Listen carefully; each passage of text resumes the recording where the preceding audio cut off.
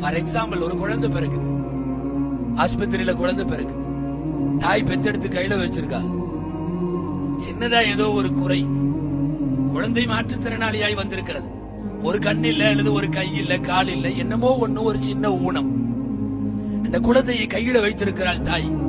அங்க பக்கத்து வார்டுல, பக்கத்து ஹால்ல இன்னொரு குழந்தை பிறந்திருக்கு, ரொம்ப அழகான குழந்தை. அந்த நர்ஸ் வந்து அந்த குழந்தைக்கு தாய் இல்ல, இறந்துட்டாங்க, அல்லது வேற ஏதாவது ஒரு காரணம் சொல்லி, அழகான குழந்தை ஒன்று இருக்குதுமா, வேணா இந்த குழந்தையை கொடுத்துட்டு நீ அந்த நல்ல குழந்தைய வாங்கிக்கோ, கண்ணு நல்லா இருக்கிற, கைகால் நல்லா இருக்கிற, சலாமத்தா இருக்கிற குழந்தைய வாங்கிக்கோன்னு கேட்டா, எந்த தாயும் கையில் இருக்கிற ஊனமான குழந்தைய கொடுக்க மாட்டா.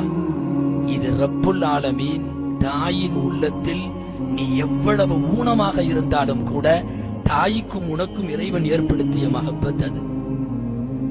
இந்த எதையுமே சிந்திக்காமல், ஆணாக இருக்கட்டும் பெண்ணாக இருக்கட்டும், நாங்கள் எவனோடாவது போகிறோம் என்று போகிறார்களே, உங்கள் பெற்றோரின் அழுகையை தாண்டி உனக்கு ஒரு வாழ்க்கை இன்னைக்கு நல்லா இருக்கிற மாதிரி தெரியலாம்.